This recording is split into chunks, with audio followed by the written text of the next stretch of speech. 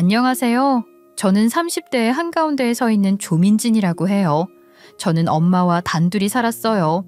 제 기억 속에 아버지는 없는 사람이었죠. 흔히 말하는 평범한 가정의 모습은 아니었지만 엄마 덕분에 저는 잘 자랐어요. 엄마에게 든든한 친정이 있는 것도 아니었지만 그래도 어린 시절 저는 큰 고생을 한 기억은 없어요. 엄마는 백화점에서 신발 매장을 운영하셨는데 늘 손님을 상대하는 일이 익숙해서인지 언제 어디서나 부침성이 좋고 야무지다는 소리를 듣는 분이셨어요. 아침이면 늘 분주하게 출근 준비를 하셨는데 거울 앞에서 화장을 하고 머리를 매만지던 엄마의 모습은 늘 예쁘고 근사했던 것 같아요. 그 바쁜 와중에도 제 아침을 챙기고 학교 다녀오면 먹을 간식까지 미리 다 챙겨놓고 출근하시던 엄마. 그땐 잘 몰랐지만 제가 나이를 들수록 엄마가 얼마나 힘들고 치열하게 사셨던 건지 새삼 느끼며 더 감사하게 됐죠. 엄마가 돈을 벌었고 또 엄마와 저 둘이서 살 작은 집도 하나 있었으니 그리 풍족했다고 할 수는 없어도 그렇다고 궁색하지는 않았어요. 그 작은 집에서 엄마랑 살면서 아빠가 퇴근하고 오는 순간 같은 다른 아이들은 평범하게 누리는 일상이 아쉬웠던 적도 있었지만 엄마가 속상해할까봐 내색할 수가 없었던 기억이 나요. 아쉬운 것은 아쉬운 대로 그것을 저 나름의 방식으로 극복하고 또 그걸 티내지 않는 법도 터득하면서 또래보다 일찍 철이 든 씩씩한 아이로 자랐다고 할 수 있을 거예요. 학교 선생님들도 제게 나이보다 어른스럽다, 생각이 깊다 그런 말씀을 많이 해주셨는데 그런 말씀들이 마냥 칭찬인 줄만 알았거든요. 그런데 이제와 생각해보면 어쩌면 저를 좀 안쓰러워하며 하셨던 말씀들인 것 같기도 해요. 그래도 상관은 없어요. 저를 위해 누구보다 열심히 사는 엄마. 저는 그런 엄마를 실망시키고 싶지 않았고 엄마가 슬픈 것도 보고 싶지 않았어요. 어린 시절에 저는 그런 마음으로 이미 단단해지고 있었던 것 같아요. 제가 중학교 3학년 때 있었던 일인데요. 그때 같은 반 친구 중에서 1등을 맡아놓고 하던 애가 유난히 저를 미워했어요. 공부도 그다지 잘하지도 않고 그렇다고 집이 부자인 것도 아닌 제가 친구들에게 인기가 많아서 반장이 된 것이 못마땅했던 것 같아요. 한 번도 그 애가 그렇게 직접적으로 말한 적은 없지만 저뿐만 아니라 저희 반의 다른 친구들도 다들 그렇게 생각했거든요. 반장 선거 당시 그 친구랑 저랑 둘이 입후보를 했었고 제가 얻은 표는 그 친구가 얻은 표보다 월등하게 많았어요. 그 친구는 자기 생각에 별 볼 일 없는 제게 참패한 것이 분하고 약이 올랐을 것 같기도 해요. 그러니 저는 그런 마음으로 그 친구를 이해하려고 했는데 이후로 사사건건 학급 이래 항상 비협조적으로 나오며 딴지를 걸었고 개인적으로도 제게 상당한 적대감을 많이 드러냈으니 저도 그런 것들이 아무렇지 않았던 건 아니었어요. 그 친구는 집도 부자고 부모의 사회적 지위도 꽤 높았는데 그런 배경들 덕분에 담임 선생님도 그 친구에게 함부로 못하는 것 같은 느낌이 있었고 그 친구는 그걸 믿고 저를 더 노골적으로 괴롭혔던 것 같아요. 몇 번이나 부당한 처우를 받았지만 저는 그런 걸 한 번도 엄마에게 이야기하지 않았고 참았죠. 그러다 체육 시간에 그 친구가 제 다리를 걸어 넘어지는 바람에 제가 크게 다치게 되는 일이 생긴 거예요. 순간 균형을 잃고 휘청하다가 그대로 앞으로 고꾸라지면서 손으로 바닥을 짚으면서 손목을 심하게 다쳤고 무릎도 엄청 많이 쓸렸어요. 운동장 바닥이 거칠어서 쓸린 상처만 봐도 놀랄 정도였는데 손목도 너무 아픈 거예요. 눈물이 핑 돌 정도로 아팠고 애들은 웅성거리고 뒤돌아보니 저를 그렇게 만든 그 친구는 팔짱을 낀 채 절 내려다보며 일부러 그런 것도 아닌데 뭘 그러냐고 입가에 미소까지 띠는데 미안한 기색이라곤 없었어요. 이를 악물고 몸을 일으켰는데 체육 선생님이 보시고는 손목도 심상치 않다고 빨리 병원에 가자고 하시더라고요. 그렇게 병원으로 가면서 저는 엄마에게 연락을 했고 엄마와 함께 병원에서 치료를 하고 있었는데 제 다리를 걸었던 그 친구 부모가 병원으로 찾아온 거예요. 두 분 다 아주 잘 차려입고 계셨는데 시커먼 옷이며 무표정한 얼굴이 무슨 장례식에라도 온 것 같은 모습이더군요. 그리고는 다짜고짜 그러는 겁니다. 방금 의사 만나고 오는 길입니다. 이 병원장을 제가 좀 알고 있어서 잘 봐달라고 했어요. 그리고 여기 치료비랑 위로금 넉넉하게 넣었어요. 지금 뭐 하시는 거예요? 돈이 문제가 아니라 사과를 먼저 하셔야 하는 거 아닐까요? 아니, 저 애들끼리 놀다가 이런 일도 있을 수 있는 거지. 운이 없게 잘못 넘어지면서 손목이 이렇게 된 거지. 사실 뭐 큰일도 아니잖아요. 이것 보세요. 놀다가 그런 게 아니라 그쪽 아이가 제 딸 다리를 걸었어요. 목격한 아이들도 몇이나 있다고요. 이거는 일방적인 폭력이죠. 폭력이라니 단어 선택을 좀 신중하게 해주세요. 지금 제 딸 흠집 내려고 이러시는 겁니까? 이 학생이 반장이라고 들었는데 제 딸 성적 신경 쓰여서 그러시나요? 여보, 아니야. 반장 공부 못한다고 그랬어.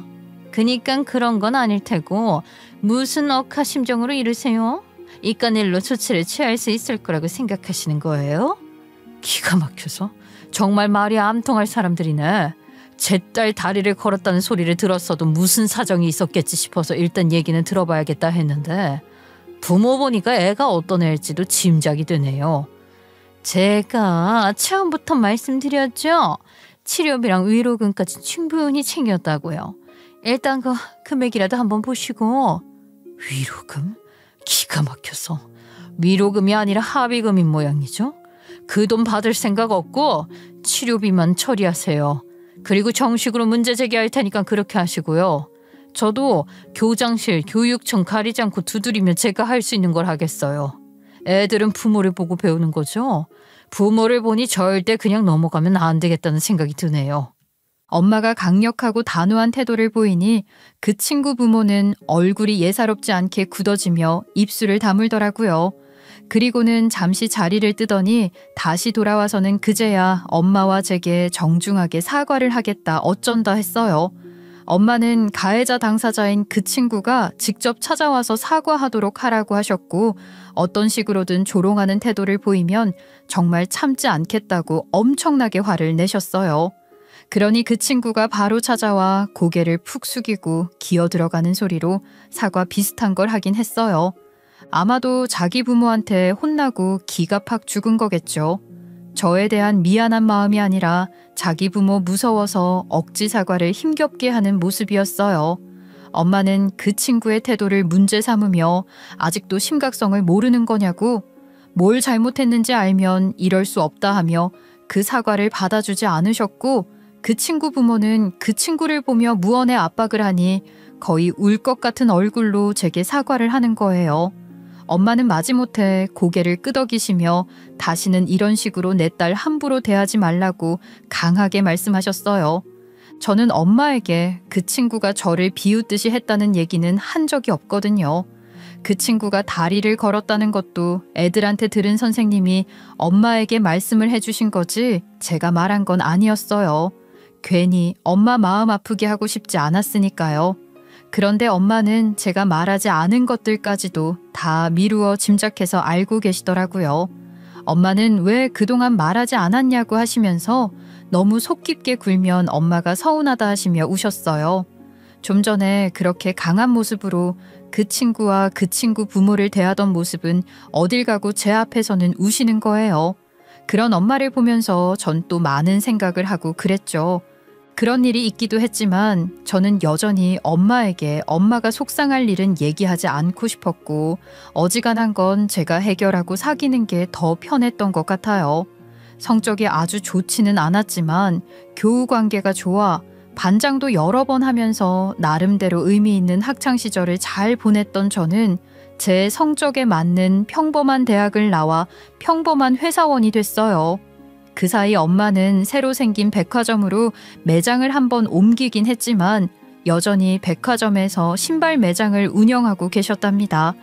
엄마 매장은 본사 직영은 아니고 대리점 형식으로 직원 채용도 엄마 재량으로 하는 곳이었어요. 책임감 있고 성실한 직원을 뽑아야 한다는 건 엄마의 끊임없는 숙제였던 것 같아요.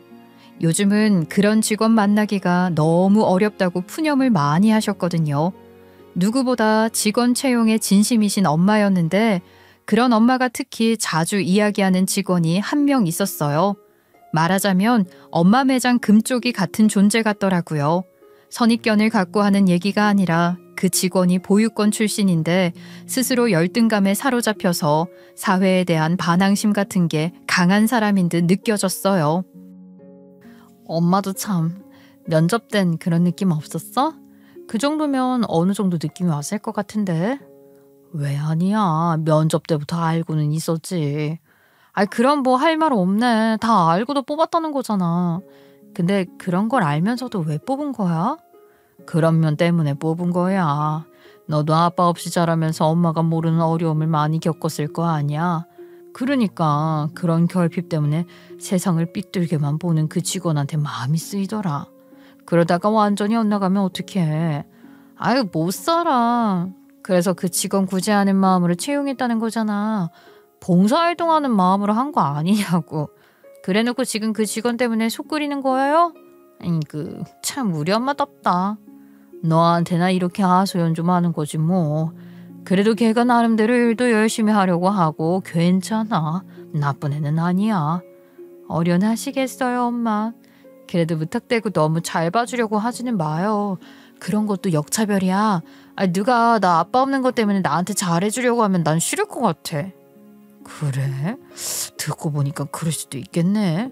그래, 그거는 엄마도 생각을 많이 해봐야겠다. 엄마는 제 생각이 나서 그 직원에게 더 마음이 쓰인다고 하셨는데 아빠 없이 자랐던 저도 저지만 아빠 없이 혼자 저를 키우면서 엄마도 얼마나 힘드셨을까요? 제가 중학교 때 겪었던 그런 일처럼 엄마도 제게 말하지 못하고 엄마 혼자 감당했던 일들이 많았을 것 같아요. 그런저런 복합적인 마음으로 엄마가 그 직원한테 남다른 애정을 갖고 있는 건 분명했어요.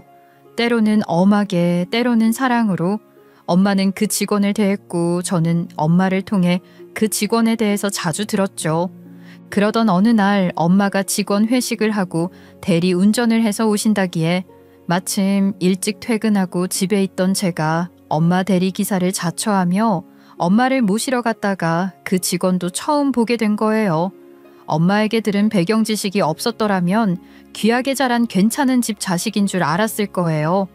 그런 생각이 들 정도로 귀티가 나는 겉모습에 우선 놀랐어요. 게다가 몇 마디 나눠보니 생각했던 것보다 훨씬 멀쩡하더라고요. 철딱선이 없고 다소 불량한 사람일 거라 생각했는데 너무 정상적이고 솔직히 말하면 좀 멋있기까지 했어요. 엄청 의외였지 뭐예요. 엄마와 함께 집으로 오면서 당연히 그 직원 이야기를 하게 된 거죠. 저 엄마, 그 사람 말이야, 금쪽이. 아니, 너무 멀쩡하던데? 그렇지. 그러니까 내가 더 안타깝고 아까운 마음이 드는 거야. 그렇게 멀쩡한 애가 더 좋은 마음으로 살았으면 하는 거지. 엄마 말만 듣고 대충 짐작한 이미지가 있었는데 너무 멀쩡해서 놀랐잖아. 심지어 잘생겼던데? 그치? 잘났지? 솔직히 우리 매장에도 그 직원 때문에 오는 손님들도 덜어 있어. 내 눈에는 빤히 다 보이더라. 그럴만해. 그냥 길거리에서 봤어도 눈에 띈다 싶었을 것 같아. 귀티가 나더라니까. 전혀 고생을 했다거나 사회에 반감 있는 사람처럼은 안 보여. 온실 속 화초처럼 좀 자란 귀공자 스타일이야. 그러니 그 잠재력을 아무렇게나 쓰면 얼마나 아쉬운 일이니. 더 좋은 사람이 되길 바라는 마음으로 내가 데리고 있을 때만이라도 애정으로 잘 대하려고 하는 거야. 어디 이상한 데 안 가고 우리 매장에서 오래오래 일했으면 좋겠어. 여자 손님들 매상도 꾸준히 올려주고 말이야. 그치? 그럼 그 정도 이점은 있어야지. 나도 그 직원 보고 있으면 기분이 좋은데 손님들도 당연히 그런 거지 뭐. 서비스업에서 왜 용 못한 정을 따지겠니? 엄마도 그 직원을 금쪽이라고 부르긴 했지만 진심으로 위하고 있다는 게 느껴졌어요. 애초에 그런 마음이 있었으니 채용을 한 거겠죠. 마음에 들지 않았다면 아무리 안타까운 마음이 들더라도 직원으로 채용을 하진 않았을 거예요. 그렇게 그 직원을 한번 보고 나니 저도 계속 신경이 쓰이더라고요. 사실 제가 엄마 매장으로 찾아가는 일이 거의 없었거든요. 그러니까 그 전까지 그 직원을 본 적이 한 번도 없었던 거죠. 근데 이후로는 폐점 시간 맞춰서 백화점에 자주 갔어요. 엄마 차 얻어 타고 엄마랑 같이 귀가하고 싶다는 핑계를 들면서 말이에요. 사실 그게 말이 안 되는 게 버스 타기 싫고 엄마 차 얻어 타겠다면서 저희 회사에서 엄마 백화점까지 버스 타고 갔다는 거 아닙니까? 그런 억지 핑계를 만들어서라도 그 직원을 보러 가고 싶었던 거예요. 그렇게 자주 만나다 보니 그 직원도 저를 누나라고 부르면서 좀 편하게 생각하고 관심을 보이는 것 같았고, 저는 그때를 놓치지 않고 더 적극적으로 어필해서 드디어 데이트 신청을 받아냈어요. 사실 원래 제 성격이라면 제가 먼저 데이트 신청을 하고도 남았을 텐데 그 직원이 저보다 3살 연하거든요. 그래서 그런지 제가 먼저 데이트 신청을 하기가 좀 망설여졌던 것 같아요. 나이도 많은 여자가 왜 저러나 하면 어떡해요. 게다가 점주 딸이 그러는 걸 곤란하게 여길 수도 있잖아요.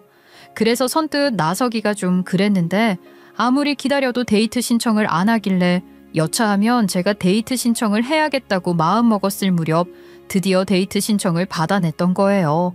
얼마나 좋았는지 몰라요.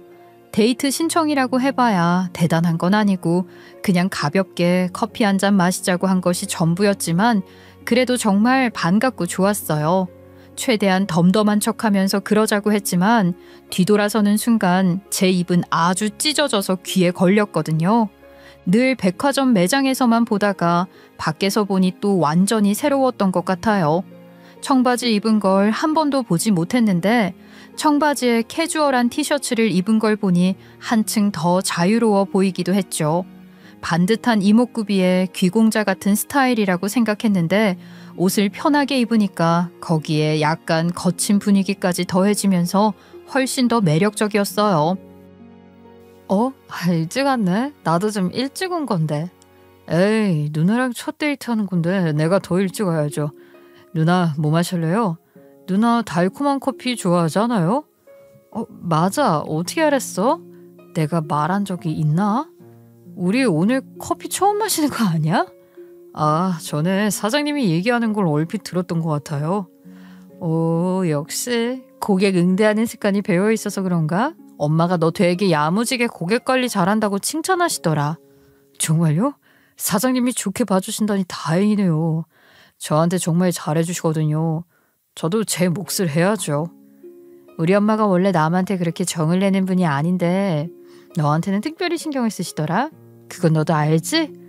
그럼요, 알죠. 제가 보육원 출신인 걸 다 아시고도 오히려 더 마음 써주시는 거 저도 다 알아요. 나도 아빠 없이 자랐잖아. 그러니까 엄마도 남일 같지 않으신 것 같아. 그러니까 앞으로도 계속 잘해. 네, 그럴 거예요. 사실 전 좀 외로웠던 것 같아요.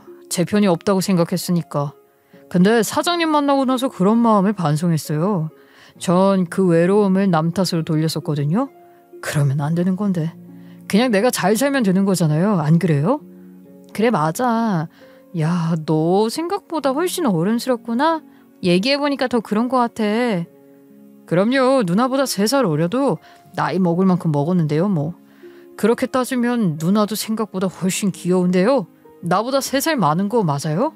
장난기 가득한 얼굴로 진지하게 듣지 말라는 듯이 웃으면서 말했지만 귀엽다는 그 소리에 심장이 두근거리는 건 어쩔 수가 없더라고요. 괜히 커피 한 모금 더 마시면서 시선을 돌렸는데 심장이 너무 뛰어서 손까지 떨리는 것 같았어요. 그걸 들킬까봐 얼마나 조마조마했던지 그렇게 첫 데이트는 예상보다 더 깊은 대화와 뜻밖의 설렘으로 가득했고 전 그게 너무 좋았어요. 저만 그런 건 아니었는지 그 뒤로도 몇 번쯤 더 그런 식의 가벼운 데이트를 갖게 됐고 이어 정식으로 사귀어보자는 얘기를 하게 됐답니다. 그렇게 되고 나니 엄마에게도 사실대로 말씀을 드리고 허락을 받고 싶었어요. 엄마는 처음에는 약간의 걱정을 내비치셨지만 이내 저희 관계를 인정하고 응원해 주셨어요. 한번 그렇게 인정을 해주신 후로는 완전히 제대로 밀어주시더라고요. 저희가 연애 기간이 그리 길지 않았음에도 결혼까지 약속하는 사이가 됐던 데는 엄마의 영향이 컸어요. 엄마는 예랑이와 제가 사귀고 있다는 걸 알게 되면서부터는 예랑이를 더 많이 믿어주셨어요. 무한한 신뢰와 지지를 해주셨던 거예요. 어느 정도였냐 하면 엄마가 요즘 부쩍 매장 운영에 피로함을 느끼고 있으셨는데 예랑이에게 엄마 매장을 맡길 생각까지 하실 정도였거든요. 예랑이도 그런 엄마의 기대에 부응하고자 더 열심히 일하는 모습을 보여줬고 저는 그런 예랑이가 믿음직스러웠어요. 무엇보다 엄마가 예랑이를 좋아하고 예랑이도 엄마에게 잘하는 게 고마웠고 엄마와 셋이서 가족으로 사는 게 행복할 거라는 확신이 들었던 것 같아요. 뭔가 그림이 그려진다고 할까요? 핑크빛 미래가 펼쳐지는 것 같다는 표현이 있잖아요. 제 기분이 딱 그랬던 것 같아요. 결혼을 앞둔 예비 신부들은 다 그런 거겠죠? 그런 확신을 갖고 저는 결혼을 결심할 수 있었던 거예요. 결혼식 날짜를 잡아놓고 하나둘 필요한 것들을 준비하며 행복한 나날들을 보내고 있었어요.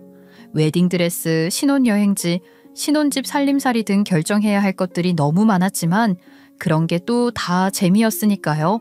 소소한 행복을 곱씹으며 바쁜 하루하루를 보내고 있었는데 그런 평범한 일상이 한순간에 박살이 나고 말았어요. 엄마가 쓰러지셔서 응급실로 이송 중이라는 연락을 받은 겁니다. 제게 전화를 걸어온 전화기 너머의 목소리는 차분했지만 제 심장은 요동을 치는 것 같았어요.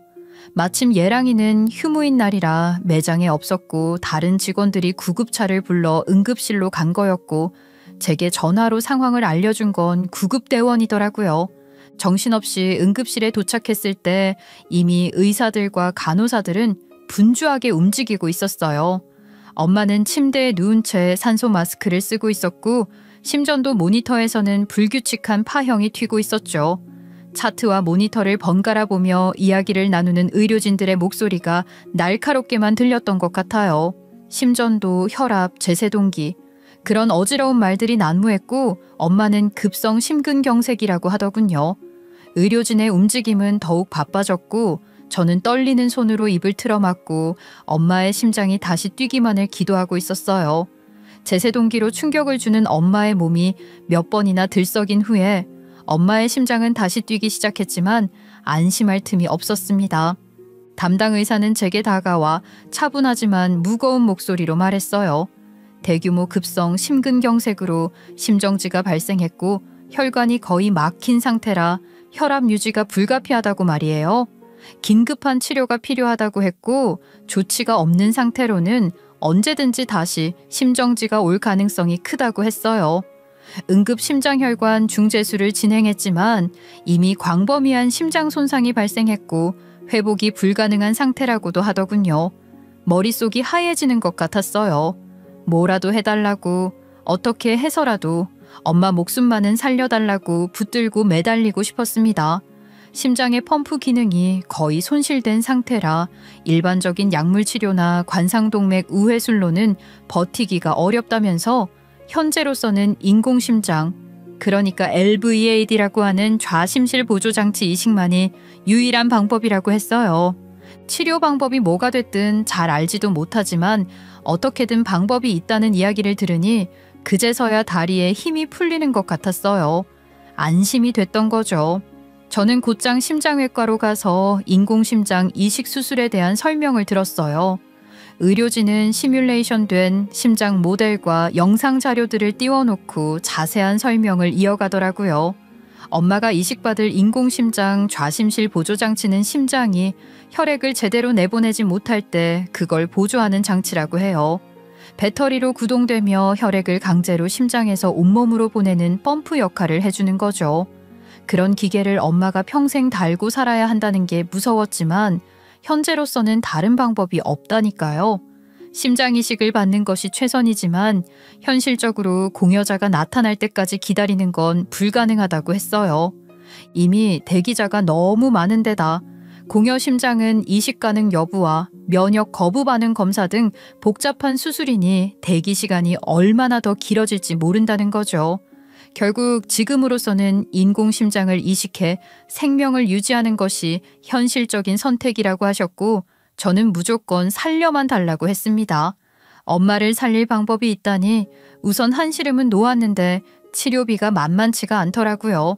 의료진도 기본적인 설명이 끝나고 바로 비용 얘기를 해주는 거예요. 최근 인공심장 이식은 보험 적용 범위가 넓어지면서 본인 부담금이 1,000만 원 이하로 낮아지기도 했는데 환자분의 경우는 조금 달라요. 네? 어떻게 다른 거죠? 엄마 상황이 많이 어려운 상황인가요? 혹시 수술이 잘못될 수도 있어요?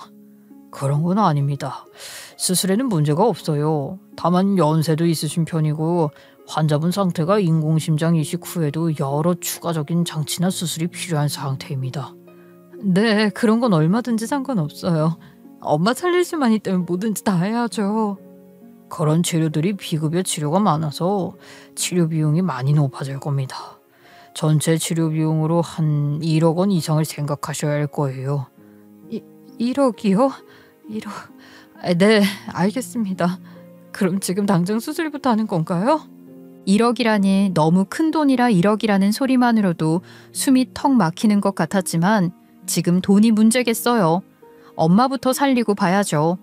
떨리는 손으로 수술 동의서에 서명을 하는데 펜 끝이 종이를 긁는 소리가 귀에 박혔습니다. 현실적으로 어마어마한 치료비가 든다는 걱정을 뒤로하고 저는 한순간도 고민하지 않고 서명을 했어요. 저는 그렇게 결혼 앞둔 행복한 예비 신부에서 엄마의 보호자가 되어 병원을 떠날 수가 없었어요. 바로 휴직을 했고 엄마 곁을 계속 지켰어요. 수술 후 사흘째에 의식을 회복한 엄마를 살렸다는 생각에 눈물이 얼마나 나던지요. 수술 직후에는 기관 삽관 튜브와 인공호흡기를 유지하고 있어서 그야말로 중환자였고 엄마가 깨어나기만을 애타게 바라고 있었는데 의식을 회복하고 호흡과 혈압이 안정되면서 일반 병실로 옮길 수 있게 된 게 너무 감사했어요. 목이 붓고 쇠약해져 있어서 아주 작은 목소리로 속삭이는 수준으로밖에 말을 할 수 없었지만 엄마와 간단한 대화를 나눌 수 있다는 것도 너무나 행복했습니다. 민진아, 엄마 괜찮은 거래? 많이 놀랐지? 엄마 괜찮아. 엄마 아무 문제 없대. 수술도 너무 잘 됐고 앞으로도 병원에서 하라는 대로만 하면 된다니까 걱정 마요. 미안해. 엄마가 우리 민진이 지켜줘야 하는데. 엄마 무슨 소리야. 엄마가 내 옆에 있어주기만 하면 돼요. 근데 병원비가 많이 들 텐데 엄마 매장부터 일단 내놓으면 엄마는 그런 걱정 안 해도 돼. 내가 알아서 해. 우선 신혼집 계약하려던 걸로. 네 결혼 자금을 엄마가 쓸 수는 없어. 엄마 매장 정리해서. 엄마 지금 내 결혼이 문제야? 엄마 건강이 무엇보다도 중요하잖아. 그러니까 힘들게 자꾸 말하지 말고 일단 한숨 주무세요. 안정을 취해야 한댔어. 엄마한테 큰 소리를 치긴 했지만 사실 걱정은 걱정이었어요. 결혼 준비에 쏟아 부으려던 돈을 몽땅 다 끌어와도 감당하기 힘든 게 사실이었거든요. 1억이라는 돈이 큰 돈이잖아요. 그런저런 생각을 하다가 예랑이 생각이 나더라고요. 엄마 의식이 돌아오기 전까지는 온 신경이 엄마한테만 쏠려 있었는데 엄마 상태가 안정권에 접어들었다고 하니 그제야 예랑이 생각이 나는 거예요. 엄마가 쓰러지고 수술을 받으셔야 하는 급박한 상황이었던 그날, 휴무였던 예랑이와는 연락이 잘 되지 않았고 이후로는 엄마가 없는 매장을 대신 지키며 바쁘다고 했어요. 그렇지만 아무리 그래도 그렇지 어떻게 병원에 한번 와보지도 않을 수가 있나 싶은 생각에 서운함이 몰려왔죠. 그래서 잠깐 병실에서 나와 예랑이에게 전화를 해 서운함을 토로할까 하던 중 마침 예랑이가 병원에 찾아온 거예요. 좀 늦긴 했지만 어차피 저도 정신이 없기도 했으니 이제라도 찾아왔으니 됐다 싶었는데 예랑이는 싸늘한 태도로 저를 바라보며 믿을 수 없는 이야기를 했어요. 이제 온 거야? 다른 직원들도 다 다녀갔는데 너무했어. 엄마가 의식 차리자마자 자기 찾으셨단 말이야. 나라도 매장을 지켜야 할 거 아니야. 얼마나 바빴는지 알아? 그리고 어차피 의식도 없으셨다며. 그래, 매장 지키느라 수고 많았어. 우선 엄마한테 인사부터 하고. 나 일단 할 말이 있어서 왔는데. 무슨 말? 무슨 말이 됐든 엄마한테 인사부터 해. 말은 안 하셔도 많이 기다리셨을 거야. 우리 여기서 이만 끝내자. 너도 양심이란 게 있으면 말이야. 뭐? 그게 무슨 소리야? 끝내자니? 결혼 없던 일로 하자고. 지금 무슨 소리라는 거야? 장난해? 장난하는 거 같니? 이 결혼 못하니까 그렇게 하려고. 아니 그래. 지금 엄마 상태도 그렇고 나도 우리 결혼 좀 미루자고 할 생각이었어. 그렇지만 없던 일로 하자니? 아니 그게 무슨... 야, 너 양심 있냐? 너네 엄마 치료비로만 1억 넘게 든다며. 그 얘기는 언제 할 생각이었냐? 뭐? 그니까 지금 우리 엄마 치료비 많이 드는 것 때문에 파혼을 하자는 거야? 당연한 거 아니야? 아니 내가 뭘 잘못했다고 그 짐을 나눠지냐? 저는 믿을 수가 없었어요. 이 사람이 제가 평생을 믿고 함께하자고 손을 잡았던 사람이 맞는 걸까요? 저는 그대로 굳어버렸고 병원 복도가 갑자기 낯설어 보였습니다. 한참을 멍하니 서 있었는데 그러는 동안에도 예랑이는 한치의 흔들림도 없이 말하더군요.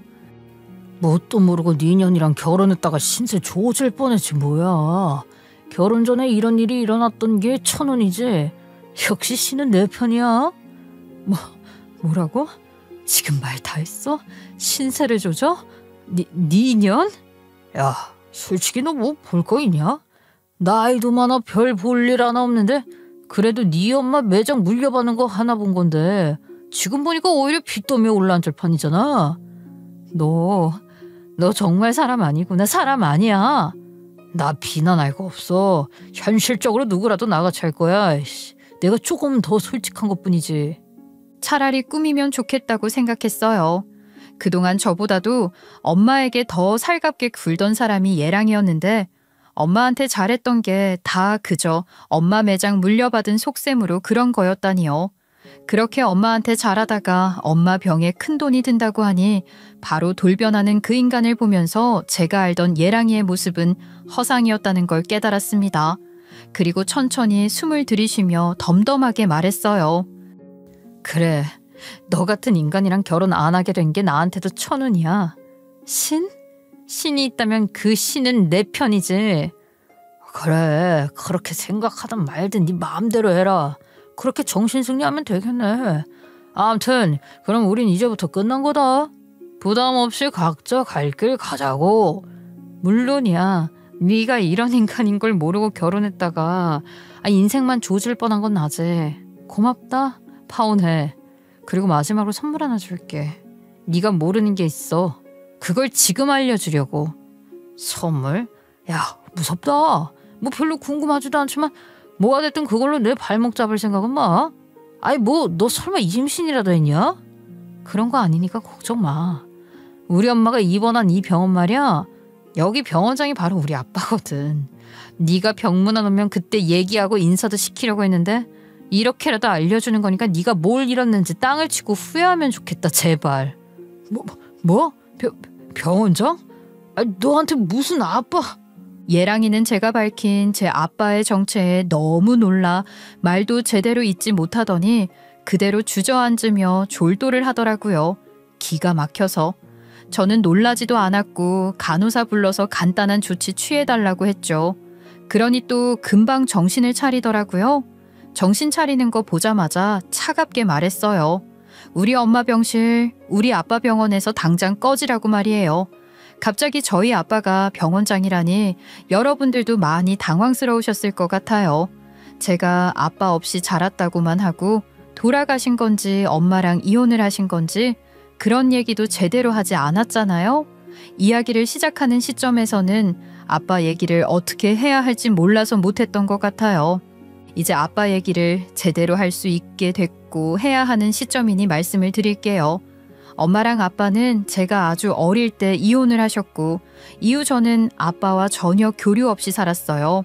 엄마도 제게 아빠에 대해서는 전혀 아무런 이야기도 해주지 않으셨으니 저는 아빠에 대해 아는 것이 전혀 없었어요. 그런 제가 아빠에 대해 알게 된 건 취직하고 얼마 지나지 않았던 무렵이었어요. 아빠가 저를 만나고 싶다고 찾아오신 거였거든요. 아빠의 아버지, 그러니까 제게는 할아버지가 되시는 분도 아빠처럼 의사셨대요. 그런데 의사로서의 사명감보다는 사업가적 기질이 강한 분이셨는지 무리하게 병원을 서너 군데 확장해서 운영하시다가 그게 잘못되는 바람에 다 말아먹고 큰 빚을 지게 되셨다고 해요. 당시 아빠도 의사로 한창 일을 시작한 시기였는데 빚쟁이들이 그 빚을 아빠한테 갚으라고 저희 집까지 쳐들어와 위협을 하고 그랬다는 겁니다.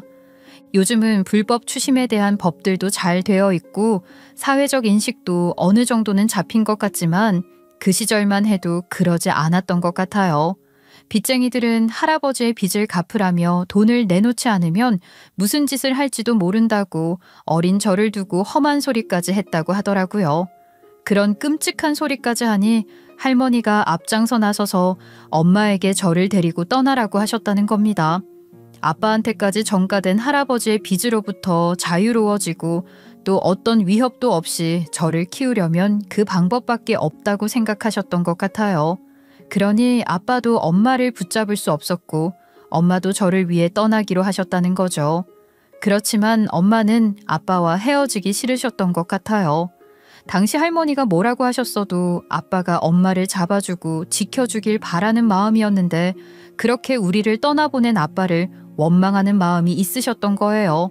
차라리 같이 떠나기를 바라는 마음이셨을 텐데 당시 충격을 받은 할아버지 건강이 몹시 안 좋은 상태셨기에 아빠는 그런 조부모를 외면할 수도 없었던 건데 엄마 입장에서는 그런 아빠가 우유부단하고 무책임해 보였던 것 같아요.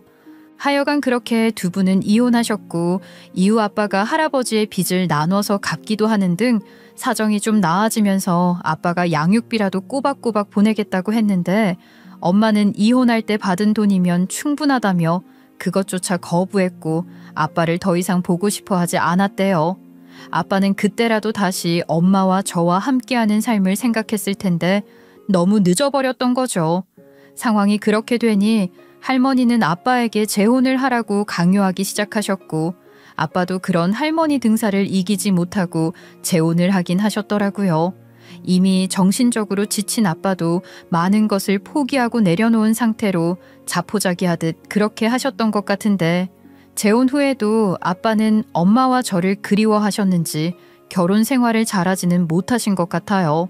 자식도 더 낳지 않으셨고 결국 이혼하셨다고 하셨으니까요. 이후로 할아버지의 빚을 다 갚고 나신 후에야 비로소 저를 만나고 싶다고 연락을 해오셨던 겁니다. 그땐 이미 저도 성인이 된 상태였으니 받아들일 수 있지 않을까 생각하셨던 것 같아요. 엄마도 그땐 제가 아빠를 만나는 것을 막지는 않으셨지만 엄마가 직접 아빠를 대면하고 싶지는 않다고 하셨어요. 이미 오래전 엄마는 아빠와의 관계를 정리했고 홀로 서기 위해 최선을 다했으며 또 그렇게 잘 살아왔으니까 이제와 다시 아빠와 어떤 관계를 시작하고 싶지는 않다는 거였어요. 그러나 아빠가 제 아빠로서의 책임을 다하고 싶어 하니 만날 자격은 있다고 인정하셨고 제가 원한다면 언제든지 아빠를 자유롭게 만나도 좋다고 허락해 주신 거예요. 저는 그런 엄마의 마음도 또 그때라도 저를 만나고 싶어 한 아빠의 마음도 모두 알 것 같았습니다. 그래서 그때부터 아빠와 꾸준히 연락하고 가끔 만나 함께 시간을 보내기도 하면서 그렇게 지내고 있었던 겁니다. 그렇지만 아빠를 만나는 게 엄마에게는 늘 눈치가 보였고 가급적 엄마 앞에서는 아빠 얘기를 안 하려고 했어요. 엄마도 그러길 바랐으니 자연히 아빠 얘기는 금기시되는 이야기였던 거죠. 예랑이와 연애하는 동안 또 결혼 이야기까지 나오게 된 시점에서는 저도 예랑이에게 얼른 아빠의 존재를 밝히고 아빠에게도 예랑이를 소개하고 싶은 마음이 많았는데 엄마 때문에 자꾸 미뤘던 것 같아요. 아무래도 예랑이가 엄마와 가깝게 지내며 거의 하루 종일 매장에서 함께 있는 사이였잖아요. 그러니 저도 모르게 마음이 좀 불편해서 자꾸만 미루게 됐던 건데 그래도 조만간 정식으로 예랑이를 아빠에게 인사시키는 자리를 만들려고 하던 때 엄마가 쓰러지고 일이 이렇게 된 거거든요. 좀 정신이 없긴 하지만 예랑이가 병문안을 오면 더 미루지 말고 인사를 시켜야겠다고 생각하고 있었는데 그 인간이 제게 이렇게 민낯을 드러내준 겁니다. 결국 저희 엄마 매장 하나 보고 그 조건으로 저와 결혼할 생각을 했던 인간이니 아빠가 병원장식이나 되는 사람이라는 걸 알면 얼마나 속이 쓰리겠어요? 마지막으로 그 꼴 보고 싶어서 일부러 말을 한 거예요. 졸도까지 할 줄은 몰랐지만 어쨌든 통쾌하긴 했어요. 정신을 차린 예랑이는 다시 한번 제게 확인을 하더니 정신이 더 번쩍 들었는지 또 한번 돌변해 제게 매달리기 시작하더군요. 자기야, 나랑 얘기 좀 해. 내가 미처 다 못한 말이 있어. 무슨 말? 파혼하자는 사람이 무슨 할 말이 더 있다는 거야. 난 더 들을 말 없어. 그러지 말고 잠깐만. 자기야, 은수야, 누나. 기가 막혀서? 왜 우리 아빠가 병원장이라고 하니까 또 솔깃하지? 아주 누나 하면서 어떻게 잘 구슬리면 내가 받아줄 것 같아? 쿵깨. 그게 아예 오해가 좀 있었던 것 같아. 그니까 그게 말이야. 오해?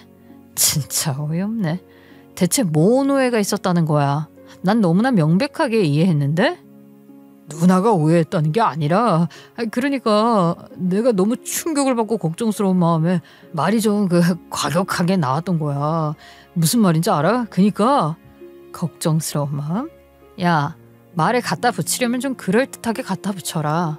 넌 순간적으로 그렇게 말한 것도 아니야. 병원 다녀간 다른 직원들한테 병원비 1억 원 소리 듣고 몇 날 며칠 생각한 거 아니야. 내 말이 틀려? 그래. 솔직히 나도 너무 무서워서 놀랍고. 그래서 그런 거지. 나 원래 그런 놈 아니야. 내가 사장님, 아니 장모님 얼마나 좋아하는지 누나도 알잖아. 아니, 웃기지 마. 넌 원래 그런 놈이었고 나랑 엄마가 네 허상에 속고 있었던 거지, 새끼야. 그게 아니야. 내가 누나한테 너무 미안해서 장모님 병원비 감당할 자격도 없는 나 같은 놈이 도움도 안 될 것 같은 마음에 그런 게 나을 거라고 생각했던 건데 내 생각이 정말 짧았어. 내가 정말 잘못 생각했던 것 같아. 정말이지, 더 들어줄 수가 없네. 그딴 개소리를 지금 변명이라고 하고 앉았니? 네가 뭐라고 해도 소용없어. 모르겠어? 당장 꺼지라고. 경비라도 불러줄까? 저는 짧은 순간이었지만 이미 예랑이에 대해 많은 것을 알게 됐잖아요. 그 인간이 어떤 인간인지 제대로 알게 됐고 제가 알던 예랑이의 모습은 진짜 모습이 아니라는 걸 너무나 명백하게 깨달았으니 예랑이가 어떤 모습으로 무슨 말을 하며 매달려도 저는 속을 수가 없는 거예요. 제가 그렇게 단호하게 나가며 경비까지 부르려고 하니 예랑이는 허둥대며 손을 휘젓다가 어쨌다가 난리를 치더니 뭐라고 하는지 아세요? 아니 그러게, 아빠가 병원장이라는 말을 진작 안 한 거야. 내가 알았더라면 애초에 이런 일도 없었을 거 아니냐고. 기가 막혀서. 야, 너 진짜 대책 없다. 너한테 언제 얘기하나 계속 벼르고 있었는데 말하지 않은 걸 내가 얼마나 다행이라고 생각하는지 알아? 이런 게 천운인 거야, 천운. 너 아까 뭐라고 했더라? 신이 네 편이라며. 나랑 결혼해서 신세 조질 뻔했다며. 가서 네 편인 네 신한테 앞으로 더 잘 살게 해달라고 빌면서 살아. 누나, 누나 그러지 마 제발. 내가 누나 얼마나 사랑하는데. 야, 사랑? 이게 진짜 사람 열받게 하네. 너 내가 곱게 보내주려고 했는데 뭐? 어떻게 해줄까? 사랑 좋아하네. 너 같은 놈 트럭으로 갖다 줘도 싫으니까 당장 꺼져. 예랑이가 자기 선택을 얼마나 후회하든 말든 그 후에도 예랑이 지가 감당할 몫이고 결과를 받아들여야 하는 것 아니겠어요? 저는 마지막으로 예랑이에게 부담 없이 각자 갈 길 가자고 했던 말을 그대로 돌려주면서 곱게 보내줄 때 꺼지라고 했습니다. 예랑이는 여전히 미련이 남으니 계속 매달리려고 했지만 그럴수록 저는 더 환멸만 느낄 뿐이었어요. 세상 찌질하고 비겁한 놈이라는 걸 온몸으로 증명하고 있는 꼴이었으니까요. 엄마의 수술은 성공적이었고 이후 처치와 추가 수술 이후 재활까지 아직 많은 과정이 남아있지만 잘 해낼 수 있다고 믿고 있어요. 엄마는 끝까지 꺼려 했지만 아빠 도움으로 엄마 수술비를 해결했는데 엄마도 현실적으로 달리 방법이 없고 또 저를 힘들게 하고 싶지 않다는 마음으로 결국은 아빠 도움을 인정하고 받아들이기로 하셨어요. 그리고 쓰러지고 수술 받고 그러고도 계속되는 치료들 속에서 몸과 마음이 많이 약해진 엄마가 아빠에게 고맙다는 인사를 직접 전하는 것으로 아빠와 아주 오랜만에 대면도 하셨답니다. 두 분의 관계가 하루아침에 회복되어 좋아질 거라고 생각하지는 않아요. 엄마가 건강을 회복하는 데 오랜 시간이 걸리듯 두 분의 관계도 그렇게 회복되길 바라지만 또 그렇게 되지 않아도 어쩔 수 없다고 생각해요. 엄마가 건강을 되찾는 것이 무엇보다 가장 중요한 일이고 다른 문제들은 다 어떻게 되든 상관없는 중요하지 않은 일이라고 생각하니까요. 엄마 일을 겪으면서 저는 가치관이 좀 바뀐 것 같아요.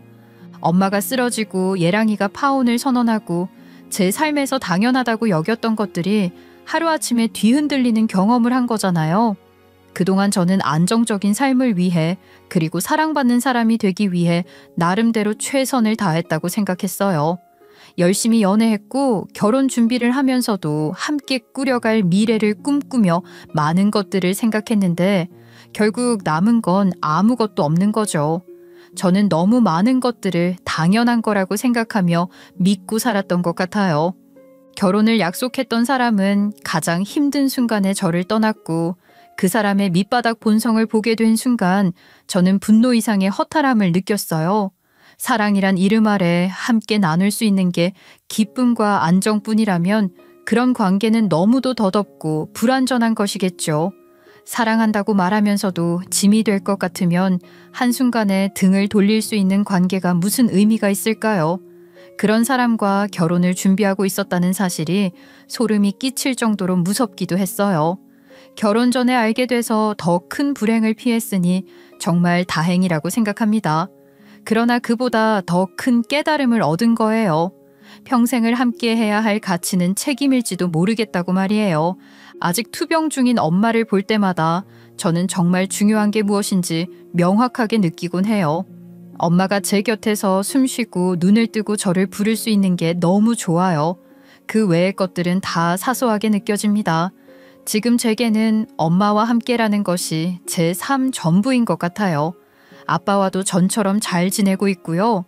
가족이라는 게 핏줄로만 이루어지는 게 아니라는 것을 잘 알고 있어요. 세상에는 완벽한 가족이란 게 존재하지 않는다는 생각도 어렴풋이 하고 있는 것 같아요. 그러나 부족하고 상처받은 관계 속에서도 우리가 서로를 지키려 하고 책임지려 하는 그 마음만큼은 진짜라고 생각해요. 저는 이제야 진짜 어른이 된 것 같다고 느낀답니다. 회사에서 인정받으려고 애썼고 좋은 사람 만나 결혼하고 남들 보기에도 썩 괜찮은 안정적인 가정을 꾸리고 평범하면서도 행복한 삶을 살고 싶었는데 그게 정말 행복한 삶이었을까요? 그보다 더 중요한 것은 제가 끝까지 지킬 수 있는 사람과 함께하는 것이 더 중요하고 행복한 거라는 걸 알 것 같아요. 파혼으로 인한 상처는 없어요. 오히려 홀가분해요. 세상을 살아가면서 돈, 사랑, 명예, 중요하게 추구하는 가치들이 많겠지만 무엇보다 중요한 건 끝까지 책임질 수 있는 사람을 지키는 것, 그리고 저 자신을 끝까지 지키는 거라고 생각합니다. 저는 이제 조금은 단단해진 저 자신을 느끼고 있어요. 어지간한 일에는 흔들리지 않을 자신 같은 것도 생겼죠. 제가 지켜야 할 것이 무엇인지, 제가 살아가는 이유가 무엇인지 분명히 알게 된 것 같아요. 엄마가 건강을 되찾고 평범한 일상으로 돌아가면 이런 결심들이 조금씩 희석되고 희미해질 수도 있겠지만 잊지 않으려고 노력할 거예요. 그런 마음을 다지기 위해 이 글을 쓴 것 같기도 하답니다. 저는 곧 복직을 앞두고 있어요. 그 정도로 엄마 상태는 호전됐고 저는 또 제 위치에서 제가 할 일을 해야죠. 엄마가 쓰러지고 파혼을 하며 힘든 시간을 보냈지만 배운 것도 많잖아요. 그런 만큼 앞으로의 제 삶이 더 기대되는 것 같아요. 사람 보는 안목이랄까 그런 것도 조금 더 생기지 않았을까 싶어요. 꼭 남자를 보는 안목을 말하는 건 아니에요. 쓰레기 같았던 예랑이를 만났던 것을 계기로 저는 저 스스로 더 좋은 사람이 되어야겠다고 생각하게 됐고 그런 마음으로 열심히 살 거예요. 여러분 응원해 주실 거죠? 길었던 제 이야기를 이렇게 마치려고 합니다. 이야기를 처음 시작할 때만 해도 그 인간에 대한 분노, 혐오, 그런 부정적인 마음들이 많이 있었던 것 같아요. 그런 마음을 다 쏟아내고 개운해지고 싶었는데 정말 그렇게 된 거 있죠? 이게 다 제 이야기를 들어주신 여러분들 덕분이라고 생각해요. 제게 여러분들의 목소리가 들리지는 않았지만 이야기를 풀어나가는 동안 누군가 제 이야기를 들어주고 있다는 건 큰 위안이 됐던 것 같아요. 일기장이랑은 다른 뭔가가 있어요. 제 마음을 이렇게 털어놓을 수 있게 해주셔서 정말 감사합니다. 이 마음으로 잘 살게요. 감사합니다.